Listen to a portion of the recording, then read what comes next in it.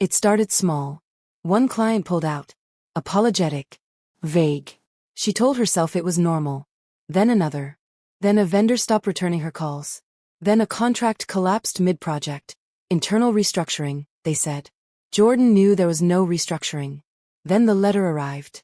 90 days. The building was being sold. Her lease wasn't being renewed. She sat with it in her hand. Told herself she was still in control. That this was friction. That she could fix it. She believed that less every day. And she didn't tell Jung-min. Not yet. She knew what would happen if she did. It hadn't started like this. 3 months ago, everything had still made sense. The lawsuit papers were still on the kitchen counter when Jordan came home that evening. She'd left them there deliberately, some stubborn refusal to file them away where she couldn't see them. As though passing them every day was a kind of training. You are not afraid of this. You are not afraid of this. She'd been saying it to herself for 11 days. She was getting better at believing it. Jung-min moved them without comment the next morning, stacking them neatly at the edge of the counter before he set her coffee down. She almost told him to leave them. Then she saw his face, the careful, contained quality it had taken on since the papers arrived, the particular stillness of a man exercising enormous restraint. Said nothing. He was trying. She could see how hard he was trying. Marley Davis had a corner office on the 21st floor of a Michigan Avenue building, and the kind of focus that said she'd been waiting for a case like this her entire career. Wrongful retaliation. Whistleblower protection violations. Professional blacklisting. She ticked them off without looking at the files, just looking at Jordan. And you have documentation. Some. We'll get more. Marley leaned back in her chair. The discovery process is going to be unpleasant. I need you to understand that going in. They will make it as painful as possible, and they'll do it deliberately, because their strategy isn't to win. It's to make you stop. I know. Do you? Jordan met her eyes. I've been doing this for almost a year already. I understand attrition. Marley studied her for a moment, then nodded once. Good. Let's work. The case consumed her evenings. Not all of them. Jung-min made sure of that, with a quiet, non-negotiable insistence on meals eaten at the table. Nights that didn't end with her still at her laptop at midnight. But most of them blurred into the same work. Documents, timelines, the slow reconstruction of 6 years of her career. This time through the truth of what had been done to her. It was re-traumatizing in a very specific way. Looking directly at old wounds always was. She came home each evening. Did not crumble. He made sure of that too. He made dinner when she was too tired to think about it, then sat with her on the sofa in a silence she'd come to understand as his version of company, present, warm, close enough to touch, never asking anything from her. He cleared his schedule when she needed to talk through the case. Listened with the same focused attention he gave everything that mattered to him, which was a short list that she was, unambiguously, at the top of. The proof came through the most unremarkable channel imaginable. Marley called one afternoon. Her voice was measured, as always, but there was something underneath it. Controlled satisfaction. A junior manager at their firm, Marley said. Passed over for the 3rd time. Decided that was the day she stopped protecting the company that never protected her. A pause. She found me through your case. Another pause. She sent one email chain. Jordan, it's everything. Jordan read it in Marley's office, sitting very still across from her desk. Derek Cole coordinating directly with 2 board members. Not to respond to her whistleblowing report. To get ahead of it. To build the case before she'd even filed. To shape the story that would follow her out of the building, and out of the industry. 6 years. She had given that company 6 years of herself. Her lips pressed tight. What happens now? She asked. Marley leaned back slightly. I made a call, she said. Carefully. She slid a document across the desk. They want to settle. The back and forth was tense and relatively brief, and entirely handled by Marley, which was exactly how Jordan wanted it. Derek tried to deflect twice. To diffuse his personal culpability into institutional fog. To reframe the email chain as contextual rather than damning. Marley didn't blink. Marley had been waiting for someone to try exactly that for 20 years. She had answers prepared for it that Jordan suspected she'd been sharpening since law school. The settlement was signed within 2 weeks. Full exoneration. Financial restitution substantial enough that Jordan had to read the number twice. A formal acknowledgement of wrongful termination. A clause that functioned, in every practical way that mattered, as a professional restraining order against the firm's interference in her career going forward. She signed her name, capped the pen, returned it across the table without a word. She had imagined this moment many times, had imagined triumph, vindication, the sharp satisfaction of a verdict. What she felt was something quieter, more complete. Outside on the pavement, the thin Chicago evening light fell across the LaSalle Street canyon at an angle that made everything look briefly like a film set. She stood beside Marley and thought about nothing in particular for a moment. "How do you feel?" Marley asked. Jordan thought about it, genuinely considered it. "Like I've been carrying something very heavy for a very long time," she said. "And I just put it down." Marley pulled her into a hug, told her she was her favorite client. Jordan laughed and said she better not be, and meant it. And underneath the lightness, something in her chest began to settle. Something that hadn't been steady in a very long time. She celebrated the win over dinner with Jung-min. A restaurant she'd chosen, her treat. She'd earned this. She meant to mark it. He let her have it. He sat beside her all evening with the expression she'd learned as his version of pride. Externally identical to neutral, distinguishable only by the quality of his attention. The way he watched her when she talked about something she'd built. "You're quiet," she said later, at home. "I'm always quiet. You're a different kind of quiet." He looked at her across the low light of the living room. Steady, unhurried. "You did that yourself," he said. "I know. Every part of it." She felt the warmth move through her, slow, steady, reaching the edges last. "Are you being sweet to me right now?" she asked. "Should I be concerned?" He gave her the look. The one that lived somewhere between warning, adoration. Then he pulled her in. She went without hesitation. He kissed her. Outside, the city kept moving. Inside, it was only them. It was a very good night. Not about crisis or adrenaline or relief. Just them, unhurried, deliberate, completely present. Not surviving something, building something. Afterward, she lay with her head on his chest, listening to his heartbeat slow. Thought. This is what it was supposed to feel like. She just hadn't known that before. The corporate whisper network activated within 48 hours. She hadn't issued a statement. Hadn't posted, hadn't given interviews, hadn't told anyone beyond her inner circle. Her staff. It didn't matter. Chicago's corporate world was small. And the shape of what had happened. A fast settlement, terms clearly in her favor, told its own story in a language everyone understood. Brian Collins called to congratulate her. A former colleague texted, Girl, what did you do?" At a networking event, a rival consultant looked at her with something she didn't recognize at first. Then did. Awe. Edging into respect. She'd stood up to Derek Cole. Survived. More than that, she'd made him flinch. In this city, in these circles, that kind of information traveled fast. Derek Cole did not take loss gracefully. The boardroom at Larson, Abbott and Cole was glacial, full of powerful men who had been publicly embarrassed, were privately furious about it. The other partners spoke in the clipped, controlled register of men who had never needed to raise their voices. Derek took it the way he took most things. With the steady confidence of a man who had never faced a consequence he couldn't eventually manage. He retreated to the Vantral Club. It was the kind of place that didn't advertise its existence. Dark wood paneling, leather chairs, the smell of expensive scotch. The quiet panic of entitled powerful men who can feel their power slipping. The kind of place where Chicago was actually run. Not in boardrooms. In rooms like this. Derek called in a small circle of his most reliable allies. Men who owed him favors. Men he'd made wealthy.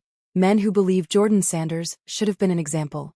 Were irritated she hadn't become one. He laid out his thinking with the confidence of a man who had always operated in the invisible spaces beneath what could be proved or traced.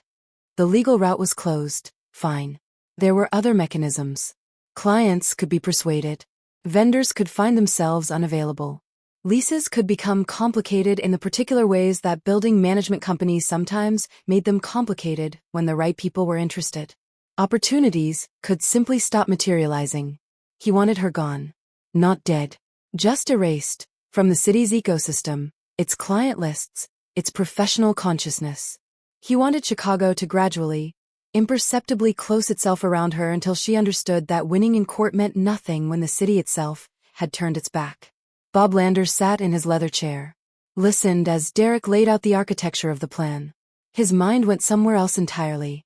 Back to the gala. To a hand closing around his throat. Calm. Certain.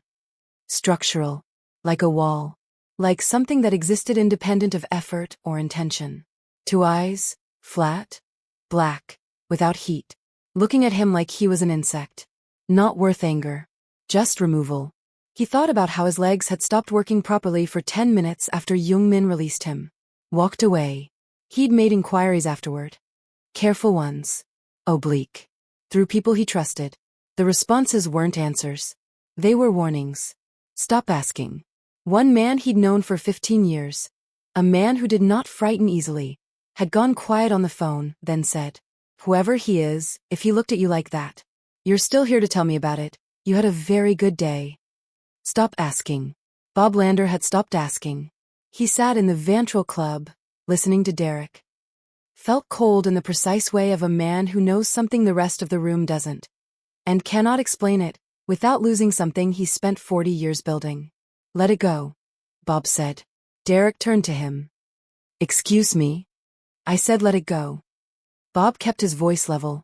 He would not explain further. He would not say what he'd seen or what he'd felt because he was not going to sit in this room. Tell these men that another man had made him feel that kind of fear. He kept his face arranged. She won. It's done. Move on. She humiliated the firm. The firm is still standing.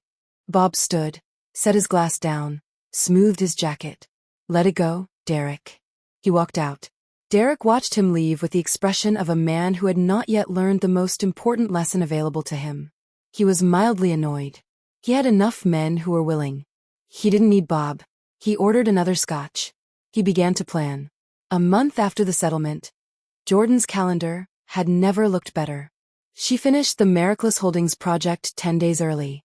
Delivered it with a presentation that made their CFO start a sentence 3 times before landing on exceptional work. Miraculous referred her to Wrightstone Biomedical, a mid-sized firm undergoing a financial restructure.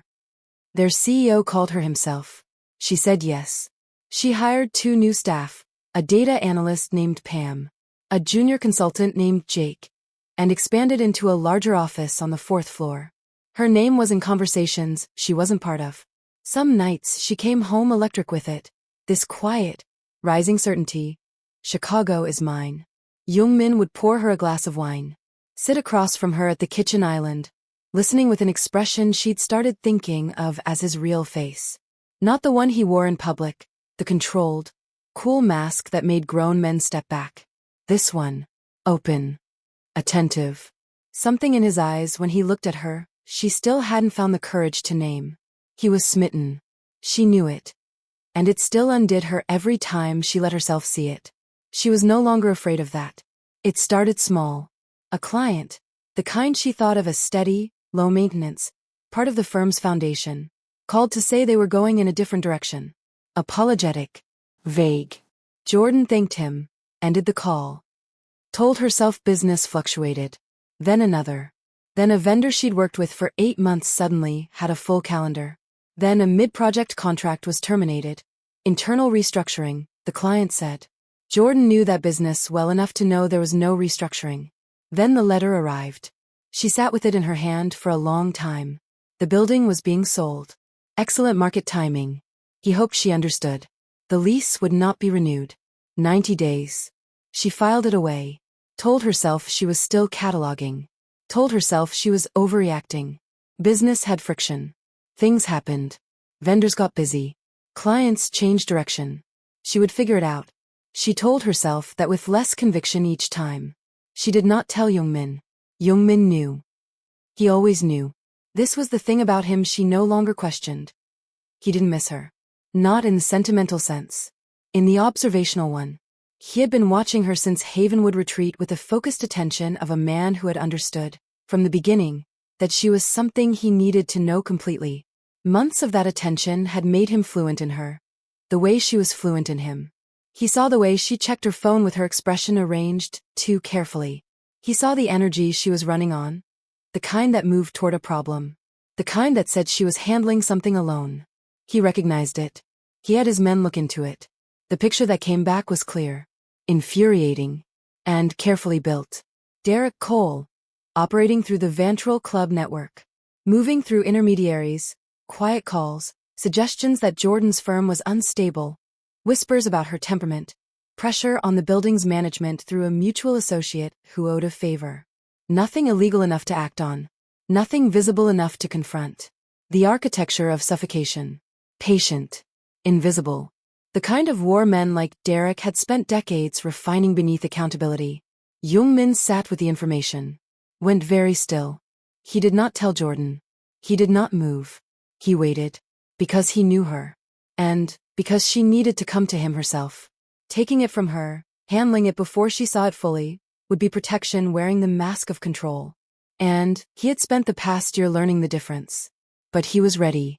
The file that had been sitting untouched in his organization since the lawsuit began was now open. Updated. Current. The moment she told him, he would move.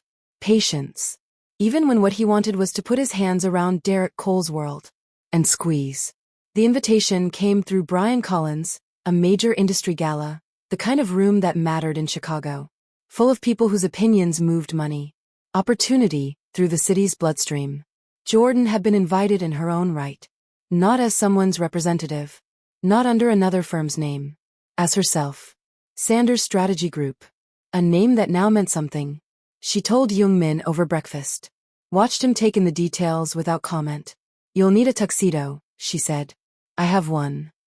You have 3, actually. I've counted. She looked at him over her coffee cup. You're going to look criminally unfair. He paused. Looked at her with the expression of a man who wasn't going to smile, and knew it made him look slightly dangerous. Criminally. I'm going to need you to be less attractive so I can concentrate on networking. No. She laughed. He watched her with that look. The one she'd never seen him give anyone else. Too open. Too unguarded to be anything but what it was. He only let it exist when they were alone. The elevator ride was quiet. She reached up. Fixed his pocket square.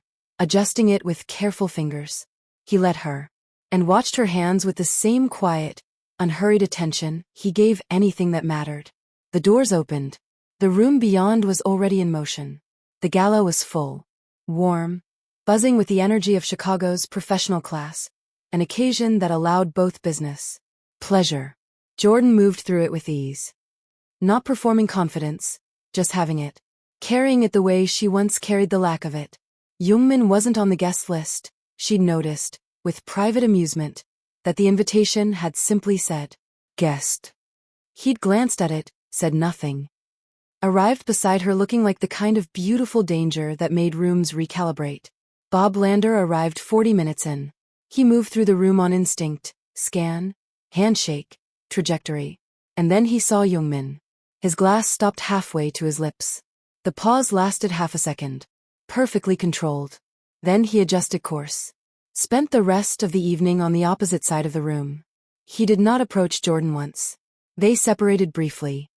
She had real networking to do.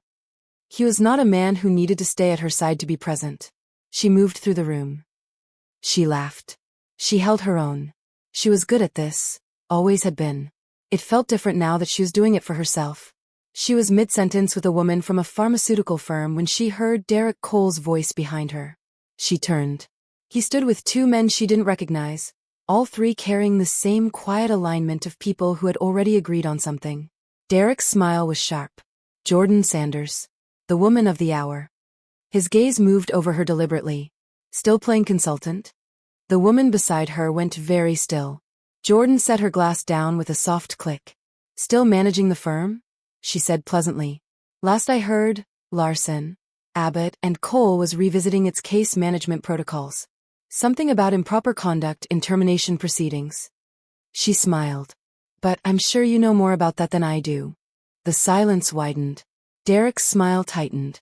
Big talk for someone whose firm is growing, she cut in. 3 new clients this quarter. Expanded office space. She tilted her head. But I appreciate the interest. It's always nice when former colleagues keep up. She picked up her glass, turned back to the pharmaceutical executive, and resumed the conversation. It lasted a few minutes longer. Long enough for the tension to dissolve, for the room to move on. When it ended, she returned to Jung-min. You didn't need me, he said. She looked up at him. No, she said. A small smile. I just want you. There was a glint in her eyes. He looked at her for a moment with that unguarded expression. The one he reserved for her. Then looked away, the corner of his mouth shifting in the way it did when he chose not to smile. Across the room, Theo Garston had been watching. 70, or close to it. The most senior man in Derek's circle. A man who processed information instead of reacting to it. He watched Jordan return to the man she'd come with. Then he studied the man. Something turned over in his mind. Slow. Careful. Derek appeared at his elbow, still irritated, already talking about next steps. Theo made a non-committal sound. He didn't look away from Jung-min. 2 days later, the Vantral Club. Theo Garston sat down. Asked, before Derek could open his mouth. Who was the man at the gala? The woman's guest. Derek waved a hand. +1. Nobody relevant. Not even on the guest list. My assistant checked. Someone she's been seen with. A dismissive sound. Irrelevant. Theo Garston did not find it irrelevant. He had a neck tattoo. Derek blinked. What? The man at the gala. The neck tattoo. What about it? The room had gone a particular quality of quiet. Bob Lander, who had come against his better judgment, set down his glass. Derek, Theo said, voice unsteady. Tell me you haven't spent the last several months targeting a woman who's involved with the CEO of Yeo Global. The name hit the room like a stone through glass. Derek laughed. It came out wrong. That's absurd. The CEO of Yeo Global is practically a ghost. No one knows what he looks like. I know what he looks like, Theo said. The room was paying attention now, reading something in his voice that none of them could quite name. I saw him. Once. At a very high-end, private function that I would prefer not to name in this room. The silence was different now. It had weight. It had the quality of men collectively doing the same arithmetic. Arriving at the same answer. Someone made a sound that wasn't a word. Someone else set his drink down with a hand that was not entirely steady. The room went very still. Derek was still arguing, still clinging to logic, but no one was listening to him anymore. They were remembering things. Recalculating. Yeo Global. The name moved through the room like a current. Everyone in Chicago corporate circles knew the name. Knew it the way you knew the name of a storm system. Not because you'd experienced it personally, but because you'd seen what was left afterward. The Dragma situation had been 2 years ago, and people still talked about it in the same voice they used for cautionary tales. A company that had moved against a Yeo Global interest. It no longer existed. Not restructured. Not acquired. Not renamed. Gone. Principles scattered. Assets dissolved. Careers derailed. Within 8 months, 3 executives lost board positions. The business hemorrhaged its 6 largest clients. 2 criminal investigations opened on previously invisible violations. The CEO relocated to another country. Everyone who understood anything about Yeo Global knew the same fundamental truth. Once they began, they don't stop, Theo said quietly. Not when you surrender. Not when you negotiate. They had a specific idea of what the end looked like, and they pursued it until it was done. Scorched earth was not a metaphor. It was a methodology. You either never start with them, or you don't survive starting. And they had been. Derek Cole had been. They had been participating in a shadow campaign against the woman this man was in love with. He looked at Derek. And you have been at this for months. Color drained from several faces around the table. Derek was still talking, still insisting the connection was circumstantial, still arguing that Theo might be wrong. You brought us into this, one of the men said. His voice was very flat. You told us it was about a consultant. It is about a consultant. You brought us into a war with Yeo Global, Theo said. His calm was the worst thing in the room. Without telling us. Without giving us the chance to make an informed decision. We haven't done anything that can be traced. Do you think that matters? The man who'd been frozen mid-drink finally spoke. Do you think Yeo Global needs a paper trail? Do you understand what I'm telling you right now? Dragma surrendered. They put up their hands. They said we're done. Do you know what happened anyway? Derek said nothing. They went ahead. The man said. They didn't stop because Dragma surrendered. They finished it. That's what these people do. They don't stop. I'm leaving, Theo said, standing. And I'd strongly suggest you all do the same.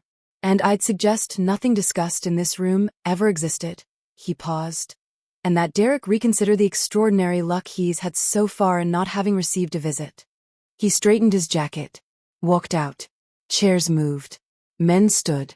Quiet excuses. The dignified retreat of powerful people who had just recalculated. Found the math unacceptable. They filed out in ones. Twos until only Bob Lander remained. Bob looked at Derek across the empty table. The leather chairs. The expensive scotch. The dark wood paneling that had always made this room feel permanent. He told him. Not everything.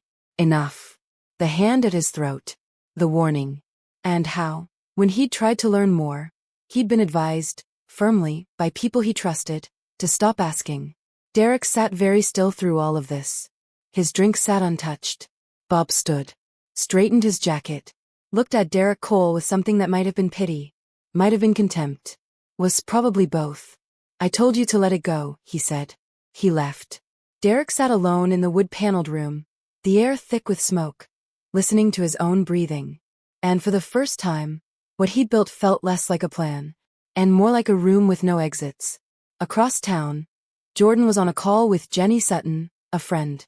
A fixture in her corporate circles. Jenny was warm, furious. Had clearly been building to this since leaving a lunch where two senior executives had spoken within earshot. Careless in the way people became when they decided no one important was listening. She told Jordan everything. The network. The favors being called in. Vendors, landlords, client executives. The same invisible web of people who owed someone something. Quietly reminded of it. The whisper campaign. The coordinated withdrawal of smaller clients. The pressure on the mid-sized ones.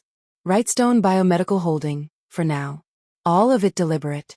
All of it organized around a single goal. Grinding Jordan's firm down until she left Chicago again. Jenny, Jordan said when she finished. Her voice was very even. She was proud of that. How long? The first calls went out about 2 weeks after your settlement. 2 weeks. She had been celebrating. She had been happy. She had been choosing curtains for the expanded office, while Derek Cole dismantled the ground beneath her feet. Jordan thanked her. Her voice didn't change once. She ended the call, set her phone down, and sat there. She had been in business battles before. Legal ones. She had rebuilt herself from nothing through sheer will. But this was not a terrain she had weapons for. There was nothing actionable. Nothing Marley could turn into a filing. It lived in the space beneath proof.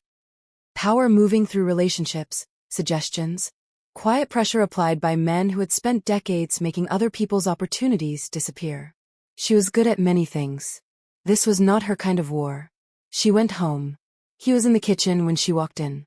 They had planned a quiet evening, no particular agenda, the kind of evening she'd stopped taking for granted because she understood now that those evenings were their own category of luxury. He looked up when she came through the door, and something in him went very still. She sat down on the sofa. She looked at her hands for a moment. Then she told him everything. Not carefully. Not in the measured, constructed way she'd told him things before. The version that preserved her composure. That managed what he received.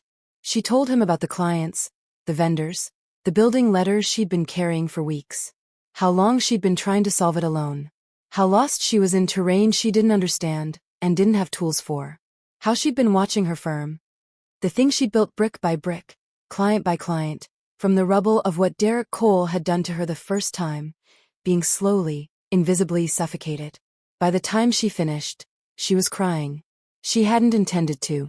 The tears arrived from somewhere deeper than decision, from the accumulated weight of weeks of holding herself together, from the release that happened when a person was finally safe enough to stop. She saw it hit him, saw him take it in, saw the fury move through him like weather, cold, absolute, barely contained behind the thinnest thread of self-control she'd ever watched him maintain. I was afraid to tell you, she said. I knew how you'd react. And how is that? Like you want to destroy something. I do want to destroy something. His voice was very controlled. I know. She met his eyes. The dark, steady ones that were watching her with an intensity that had nothing to do with anger and everything to do with her. But you're staying here. With me. A long moment. The city outside. The kitchen light. Everything suspended. Then he crossed the room and sat beside her without a word. He gathered her into his lap. Held her with both arms. Not gently, not carefully, but with the fierce, complete grip of a man for whom this was not a comfort gesture but a claiming, a declaration that she was here. In contact with him. That was the current state of the world as far as he was concerned. His hand moved through her hair. His cheek pressed against the top of her head. You should have told me sooner, he said into her hair. I know. Jordan. I know, Jung-min. She felt him breathe. She felt the fury in his chest. The cold, contained rage of it, running just beneath the surface. It's done now, he said. You don't need to think about it anymore. She pulled back to look at him. What does that mean? It means they've been playing a game they don't understand. A pause. And now they're playing mine. She searched his face. The eyes that were absolutely certain in a way that should have frightened her and didn't. She was too tired. He was too sure. The knot in her chest had loosened by degrees in the minutes since she'd told him, as though the act of handing it to him had genuinely transferred all of the weight. Okay, she said. He held her until she fell asleep on the sofa. He did not sleep at all. Later, in the quiet dark of the night, she woke and found him still beside her. Awake, watchful, in the way he sometimes was. She reached for him. He came to her without hesitation, without urgency, without the heat of crisis. This was something slower, deeper, the kind of closeness that comes after, when two people have moved through something. Need, without words, to confirm that they're still here. Afterward, she slept properly for the first time in weeks. Deeply. Fully. Without the quiet current of anxiety that had been running beneath every night. He lay in the dark, listened to her breathe, and was, privately, more furious than he had been in years. She almost missed the messages entirely. Her phone had been on silent in the living room. A boundary she'd established months ago. Intended to keep. She retrieved it in the morning while he was still asleep, and stopped in the hallway. 17 missed calls. 11 emails. 4 text messages. She opened the first email. Then the second. She read to the end of the third before she understood what she was looking at. She made a sound. Not dignified, not composed, purely involuntary. Went to the bedroom doorway. Jung-min. He opened his eyes immediately. Present, focused, a single second between asleep and fully awake. She held up her phone. Her voice came out slightly unsteady. Every client who left came back. All of them. There are emails from all of them.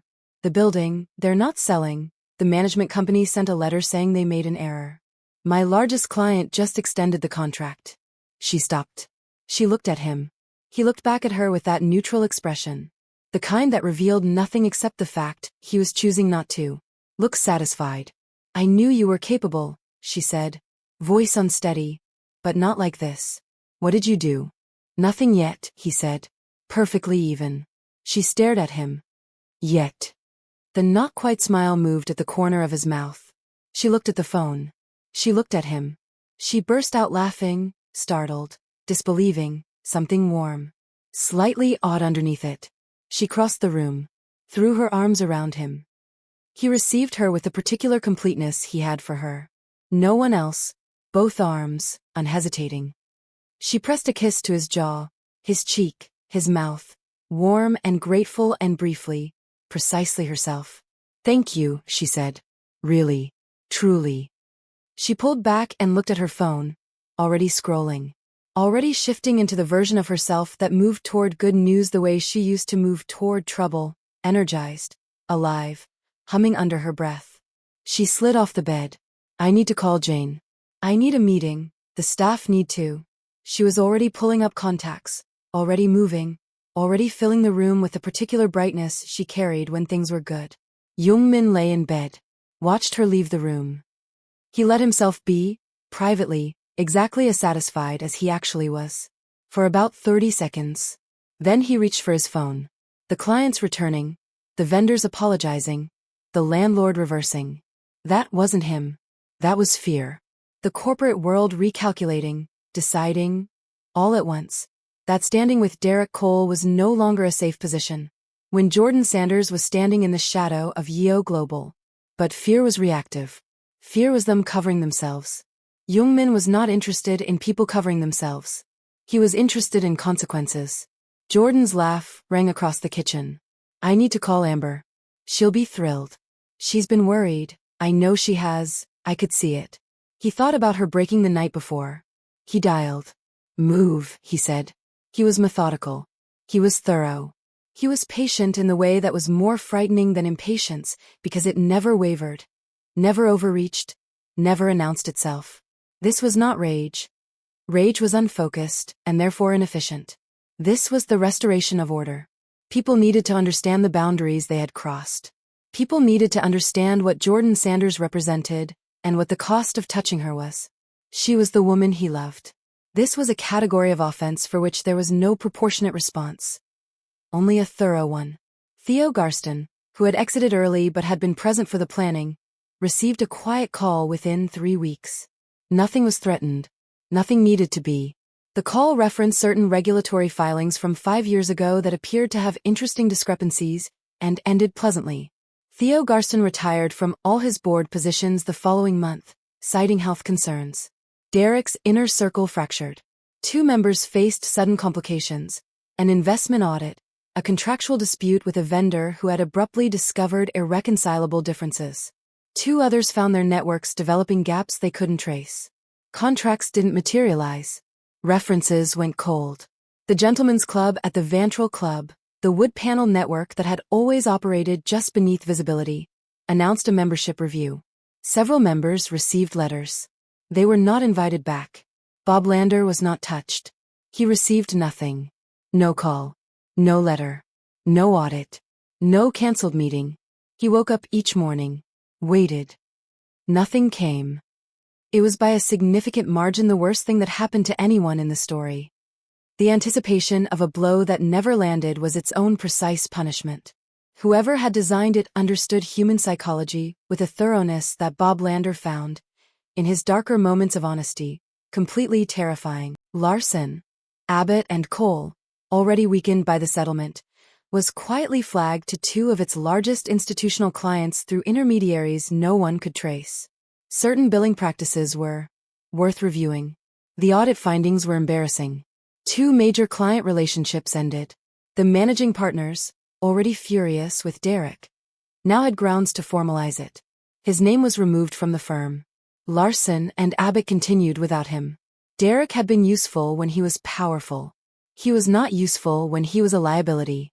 And men like the remaining partners had been cutting losses longer than Derek had been in the industry. Derek's professional reputation, the architecture of 40 years, the thing he had used to build his identity, dismantle Jordan's, was taken apart the way men like him felt it most.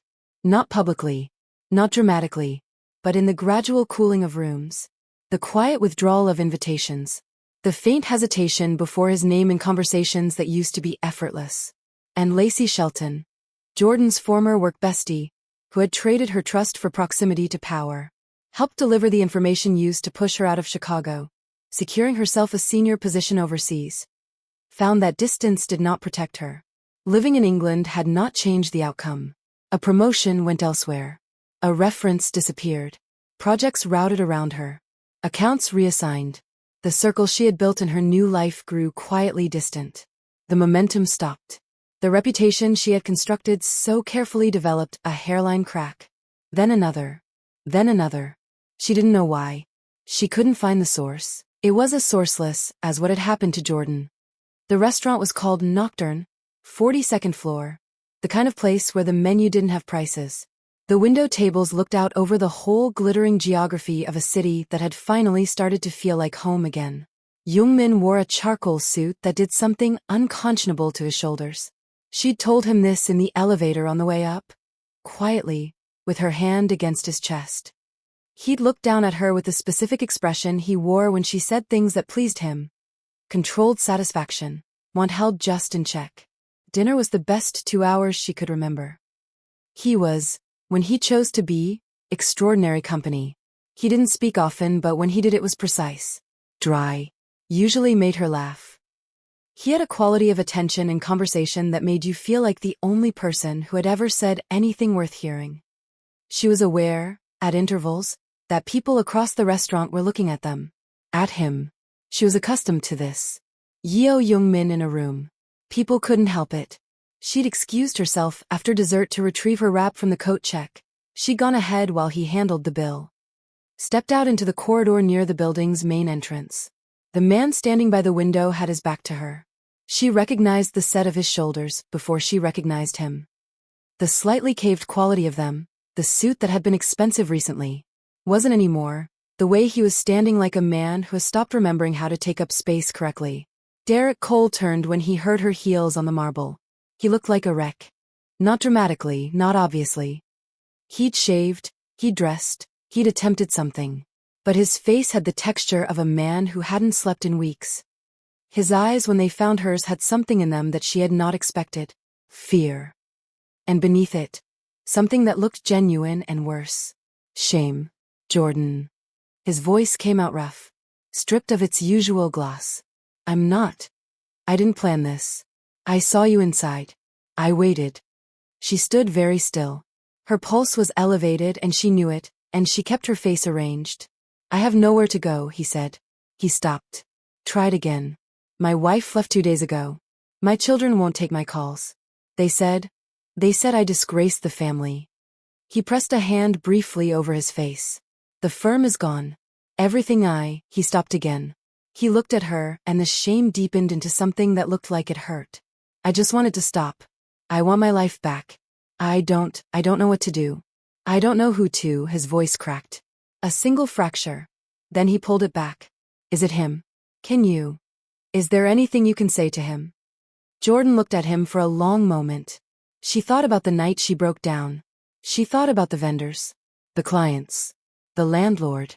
She thought about the night she left Chicago, alone, professionally destroyed, so beaten down she'd almost stopped being angry about it.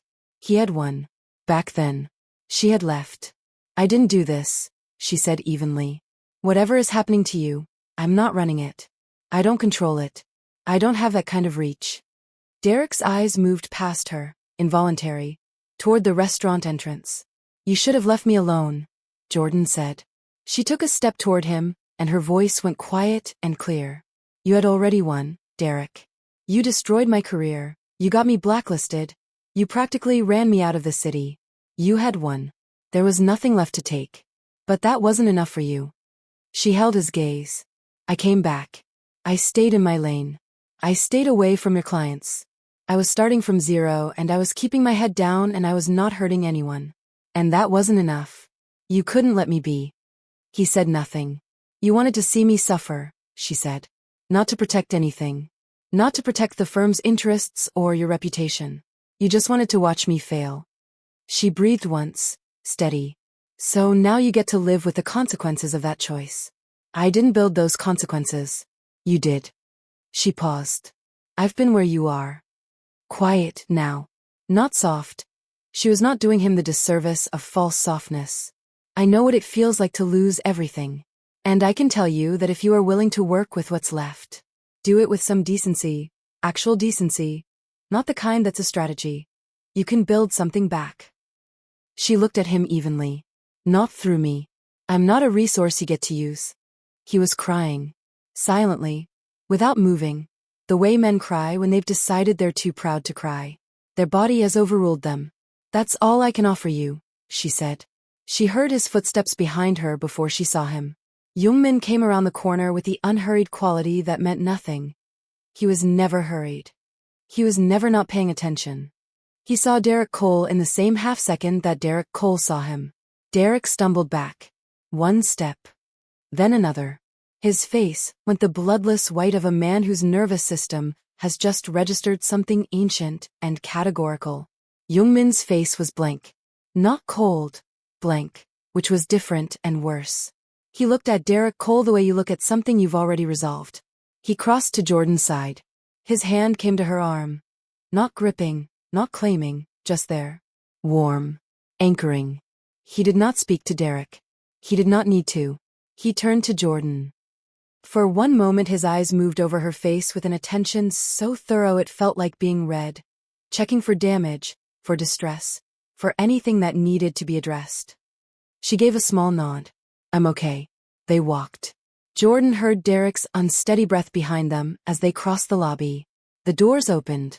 The city air came in, cool and moving. They stepped outside.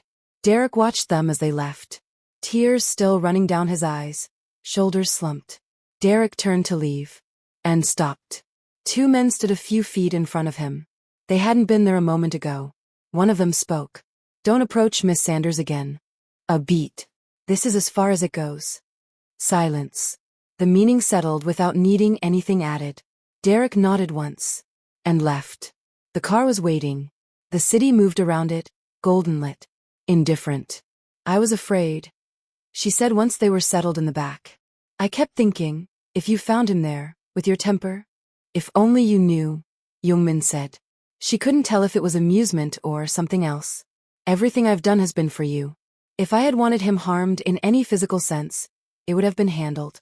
I wouldn't have waited for him to wander into a restaurant. She turned to look at him.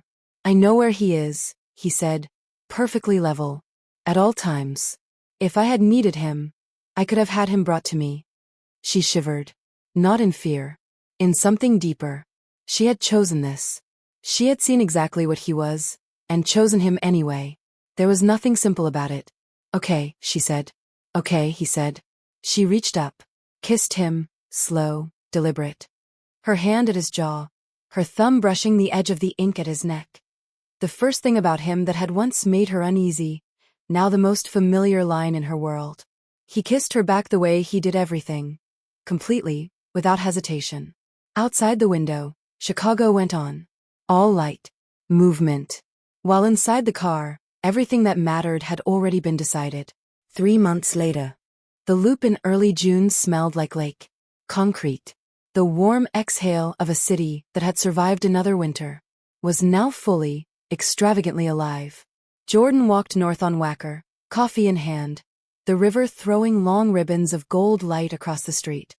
Felt the quiet ease of a morning that asked nothing of her yet. She had a client call at 9. 3 proposals to review. She had Jane, 12 months in now, who had recently informed Jordan, with her usual calm authority, that she expected a title change. A raise. Jordan had given her both before she finished the sentence. She walked because she liked to walk now. Chicago no longer felt like something to navigate carefully, watching for traps. It was just a city. Her city. The one she had left. The one she had come back to. The one she had claimed. She turned onto LaSalle. Slowed. She hadn't meant to come this way. Hadn't planned it. Hadn't included it in the version of the morning she'd told herself. But here she was. In front of the building where Larson, Abbott and Cole had occupied 5 floors for 6 years. Where she had arrived early. Stayed late. Where she had once believed she was the problem. She stopped. The lobby directory was visible through the glass. She looked at it the way she sometimes looked at things she expected to still hurt. Harrington and Vale. Corporate Advisory Group. McKenna Financial Partners.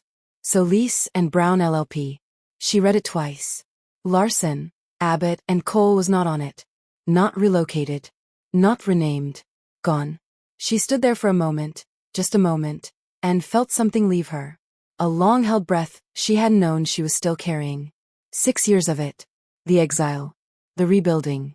And now nothing. She wasn't afraid of this building. She wasn't afraid of this city. Chicago was hers. She had taken it back. She smiled. Not in triumph, not in gloating, but in the quiet satisfaction of a woman who had survived something. No longer needed to prove it. She walked on. Her phone buzzed at the corner of Adams. Jung-min. Come home early. She stopped on the sidewalk. Read it twice. Not a command. Not a demand. Not the control she had once been afraid that kind of attention represented. Just him, specific, certain, hers. And the penthouse that had become the only place in Chicago she never had to protect herself in. She typed back. How early? His response. Now would be acceptable. She laughed. A passing businessman glanced at her with the mild surprise of someone used to seeing genuine happiness on a sidewalk at 7:45 a.m. She texted Jane. Pushing my 9 a.m. to 10. Hold my calls. Jane replied. Already done. She started walking. The penthouse was 20 minutes away. She had coffee, cold air, and the quiet luxury of being unhurried. He would be there when she arrived. He always was. She thought about who she had been at the retreat. Exhausted, professionally gutted, watching him read by the fire. Pretending not to look. She was Jordan Sanders. She had her firm. Her name. The city that had once tried to spit her out, and hadn't managed it. She had a man who quieted rooms when he entered them, and made her coffee without being asked, who held her like she was both precious and his, and had made himself soft for her in a way that didn't exist anywhere else. She had chosen him. She was still choosing him. She would keep choosing him. The penthouse came into view. The door opened to the smell of coffee, exactly right. She heard him before she saw him. That particular quiet. That presence. She walked in. He was at the island. Her second cup already waiting. He looked up. And that look, complete, unhurried, taking in everything, settled on her. You should have told me you were going out. You would have come with me. Yes, he said, like it was obvious. She crossed the kitchen, took the cup, and rose onto her toes to kiss him. Quick, soft. His hand settled at the small of her back. I wanted to walk by myself, she said. I needed to. He studied her face. And she thought about the building, the directory, the breath she had finally let go. It's done, she said. He understood. Good, he said. She set the coffee down, stepped into him, wrapping her arms around his waist, pressing her face to his chest. This terrifying, steady, impossible man who held the city in his hands. Held her like she mattered more. She stayed there. Just stayed. His arms closed around her. Outside, Chicago moved on, indifferent, enormous, alive with people who didn't know her name yet. That part was still changing. She wasn't afraid.